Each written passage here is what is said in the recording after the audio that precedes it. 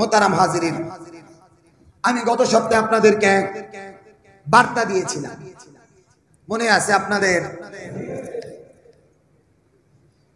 আবারও সেই বার্তার পক্ষে কয়েকটা কথা বলছি। অন্যায় করব না, অন্যায় যারা করবে তাদেরকেও ছাড় দিব। কি বলেন আপনারা? আমি আপনাদেরকে ভাই ভালো করে বুঝবেন, প্রত্যেকটা মানুষ আপনি যত নরম হবেন অন্যায়কারীরা সেই পরিমাণ আপনার প্রতি জুলুম করবে।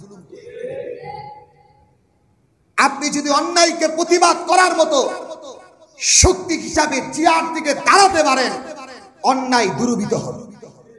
আল্লাহ তাআলা বলেন, ওয়াকুল জাআল হাক্কু ওয়া যাহাকাল বাতিল ইন্নাল বাতিলা কানা যাহুকা। হক যদি আসে, সত্য যদি প্রতিষ্ঠা করার চিন্তা ভাবনা নিয়ে আপনি নামতে পারেন, অন্যায় দূরীভূত হবে। আল্লাহ তাআলা বলেন অন্যায় দূরীভূত হওয়ারই জিনিস। এজন্য মুহতারাম হাজিরিন, রুখে দাঁড়ান চাঁদাবাজির বিরুদ্ধে, রুখে দাঁড়ান অন্যায়ের বিরুদ্ধে।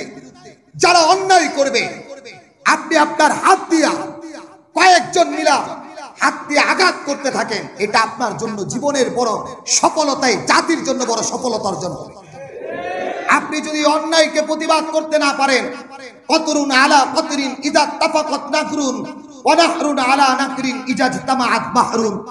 ফোটায় ফোটায় নদী হয়, ওই নদী যদি বন্ধ করতে না পারেন সমুদ্রে পরিণত হয়।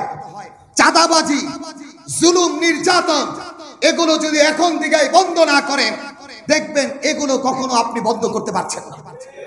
এজন্য অন্যায়কে কখনো নিজস্বভাবে ছাড় দিবেন না। সেটা অন্যায়, অন্যায় আপনাকে বলতেই হবে। হক যেটা, সেটা আপনাকে বলতেই হবে। আপনি যদি উম্মতে মুহাম্মাদি হন, আল্লাহর পয়গম্বরের উম্মত হন, অন্যায়কে এক মুহূর্তের জন্য প্রশ্রয় দেওয়ার সুযোগ, ঠিক আছে তো ভাই? এজন্য মনে রাখবেন, কেউ চাঁদা চাইতে আসছে, আপনি চাঁদাবাজির বিরুদ্ধে দাঁড়ান, কয়েকজন মিলে দাঁড়ান, ইনশাআল্লাহ চাঁদাবাজি বন্ধ হয়ে যাবে।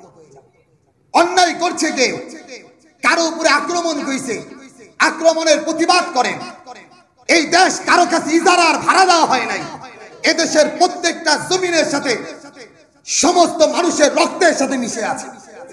এজন্য অন্যায় যে করবে সে অপরাধী।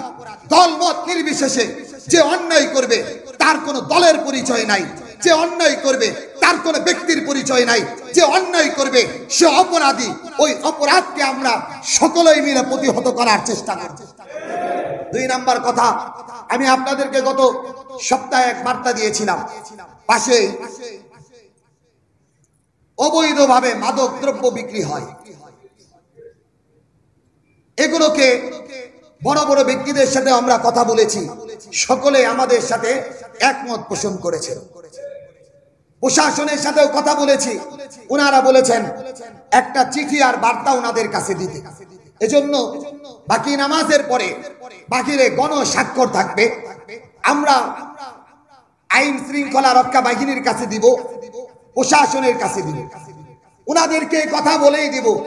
যারা আমাদের গণ্যমান্য ব্যক্তিরা রয়েছেন, নেতৃবর্গ, তাদেরকে সাথে নিয়ে গিয়ে তাদের কাছে দিয়ে কথা বলবো। এক সপ্তাহের ভিতরে বন্ধ করতে না পারলে কিভাবে বন্ধ করতে হয় এটা তাওহীদি জনতা জানে। এজন্য মুহতারাম হাজিরিন, গণস্বাক্ষর থাকবে। ছাত্রদের গণস্বাক্ষর দেওয়ার জন্য এখানে কাগজ থাকবে। চাকরিজীবী যারা, তাদেরও স্বাক্ষর দেওয়ার থাকবে। ব্যবসায়ী যারা, তাদেরও স্বাক্ষর দেওয়ার জায়গা থাকবে। সকলেই ইমানি দায়িত্বে আমরা স্বাক্ষর দিয়ে যাব। তারপরে প্রশাসনের কাছে আমরা দ্বারস্থ হব। আইন আমরা হাতে তুলে নিব না। আইন যদি তারা প্রয়োগ করতে না পারে, তারপরে কিভাবে প্রয়োগ করতে হয় সেটা আমরা ব্যবস্থাপনা করব। রব্বে কারীম আমাদেরকে বুঝার তৌফিক দান করুন। বাকি নামাজের পরে গণস্বাক্ষরের জন্য পিছনে খাতা থাকবে, সেই কাজগুলো করব। ওমা তৌফিক ইল্লা বিল্লাহ। যারা সুন্নত পড়ি নাই, সুন্নত পড়ি।